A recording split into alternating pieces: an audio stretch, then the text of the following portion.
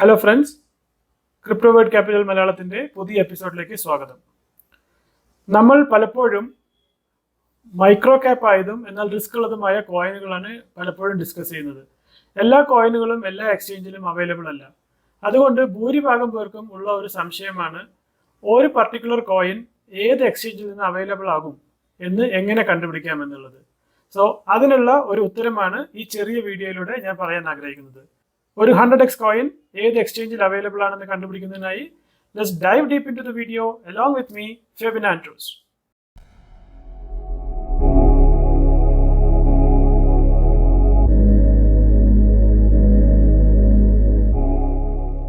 ഈ വീഡിയോയിൽ പറയുന്ന കാര്യങ്ങൾ തികച്ചും എഡ്യൂക്കേഷനും എൻ്റർടൈൻമെൻറ്റിനും വേണ്ടി മാത്രമുള്ളതാണ്.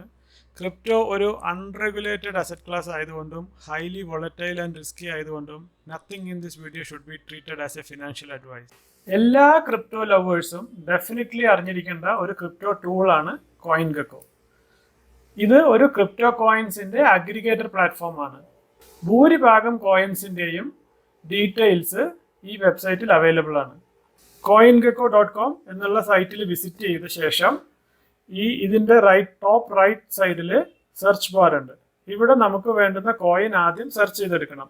ആസ് എൻ എക്സാമ്പിൾ നമ്മൾ GMX എന്നുള്ള കോയിൻ നമ്മൾ പ്രീവിയസ് വീഡിയോയിൽ ഡിസ്കസ് ചെയ്തു. ഇപ്പോൾ നമുക്കത് എവിടെ നിന്ന് മേടിക്കണമെന്ന് അറിയില്ലെങ്കിൽ ഈ പോർട്ടലിലെ ഈ ടോപ്പ് റൈറ്റ് കോർണറിൽ സെർച്ച് ബാറിൽ വന്ന ശേഷം GMX എന്ന് ടൈപ്പ് ചെയ്യണം. സോ ആ GMX കോയിൻ ഇവിടെ റിസൾട്ട് ആയിട്ട് കാണിക്കും. അതിൽ ക്ലിക്ക് ചെയ്ത് കഴിഞ്ഞാൽ ആ GMXനെ കുറിച്ചുള്ള പേജ് കംപ്ലീറ്റ് ആയിട്ട് ഓപ്പൺ ചെയ്ത് വരും.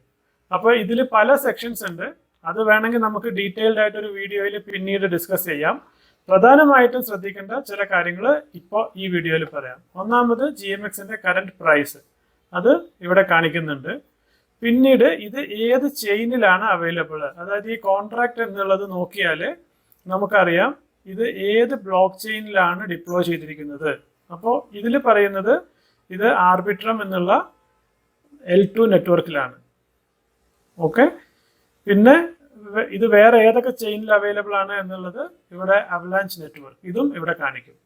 അപ്പോൾ ഈ രണ്ട് ഇൻഫർമേഷൻ നമുക്ക് തൽക്കാലം മനസ്സിലാക്കാം. ഈ ഒരു സെക്ഷനിൽ നിന്ന് ഇത് ഏത് ചെയിനിൽ അവൈലബിൾ ആയിട്ടുള്ള ടോക്കൺ ആണ് എന്ന് നമുക്ക് മനസ്സിലായി. ഓക്കെ, അത് കഴിഞ്ഞ ശേഷം സ്ക്രോൾ ചെയ്ത് താഴേക്ക് വന്നു കഴിഞ്ഞാൽ ഇവിടെ GMX മാർക്കറ്റ് എന്ന് പറയുന്ന ഒരു സെക്ഷൻ ഉണ്ട്.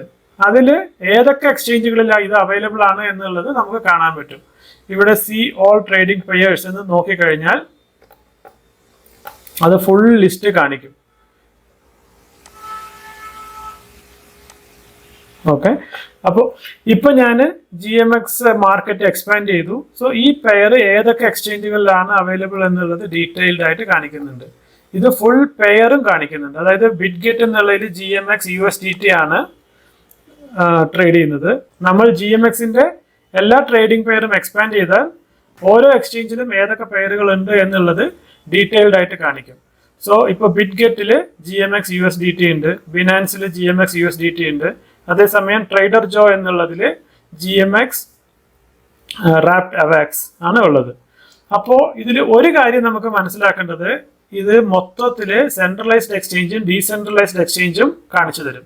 അതിൽ നിന്ന് ഏത് എക്സ്ചേഞ്ചാണ് നമുക്ക് അനുചിതമായത് എന്നുള്ളത് നമ്മൾ തിരഞ്ഞെടുത്ത് ട്രേഡ് ചെയ്യണം. ആസ് എൻ എക്സാമ്പിൾ ഇപ്പോൾ മൂന്നാമത്തെ എക്സ്ചേഞ്ച് ഇതിൽ കാണിക്കുന്ന യൂണിസോപ്പ് V3 എന്ന് പറയുന്നത് ഒരു ഡെക്സ് ആണ്. അത് ആർബിട്രം 1 എന്നുള്ള ചെയിനിലാണ് ഹോസ്റ്റ് ചെയ്തിരിക്കുന്നത്. അതുപോലെ 11ാമത്തെ എക്സ്ചേഞ്ച് ആയ ട്രേഡർ ജോ എന്ന് പറയുന്നത് അവാക്സ് ബ്ലോക്ക് ചെയിനിലുള്ള ഡെക്സ് ആണ്. ബാക്കിയുള്ളതൊക്കെ സെൻട്രലൈസ്ഡ് ആണ്. അതുപോലെ ക്യാമലോട്ട് എന്നുള്ള എക്സ്ചേഞ്ച് ആർബിട്രമിലെ സ്വാപ്പിംഗ് ഡെക്സ് ആണ്. അപ്പോൾ ഡെക്സുകൾ ഏതൊക്കെയാണ്, സെൻട്രലൈസ്ഡ് എക്സ്ചേഞ്ചുകൾ ഏതൊക്കെയാണെന്ന് നമുക്കൊരു ബേസിക് ധാരണ വേണം. അതിനെക്കുറിച്ച് ഡീറ്റെയിൽഡ് ആയിട്ടൊരു വീഡിയോ നമുക്ക് പിന്നീട് ചെയ്യാം. ഒരു പുതിയ കോയിൻ കണ്ടു കഴിഞ്ഞാൽ അത് എവിടെ സെർച്ച് ചെയ്യണമെന്നും അത് ഏത് നെറ്റ്വർക്ക് ഏത് ബ്ലോക്ക് ചെയിൻ്റെ ഭാഗമാണെന്നും മനസ്സിലാക്കാനുള്ള ഈ കുഞ്ഞൻ വീഡിയോ നിങ്ങൾക്ക് ഇഷ്ടമായെന്ന് വിശ്വസിക്കുന്നു. അതുപോലെ തന്നെ ഏതൊക്കെ ഡീസെൻട്രലൈസ്ഡ് എക്സ്ചേഞ്ചുകളിൽ ഏതൊക്കെ പെയറുകളിൽ ഇത് മേടിക്കാൻ പറ്റുമെന്നും ഏതൊക്കെ സെൻട്രലൈസ്ഡ് എക്സ്ചേഞ്ചുകളിൽ ഇത് അവൈലബിൾ ആണെന്നും കണ്ടുപിടിക്കാൻ ഈ വീഡിയോ നിങ്ങളെ സഹായമായെന്ന് വിശ്വസിക്കുന്നു. ഈ ഇൻഫർമേഷൻ നിങ്ങൾക്ക് ഹെൽപ്ഫുൾ ആണെങ്കിൽ please subscribe to this channel and share it with a friend who is looking for where to buy a coin. പുതിയൊരു വീഡിയോയുമായി വരുന്നവരെ സൈനിങ് ഓഫ്. Febinandros.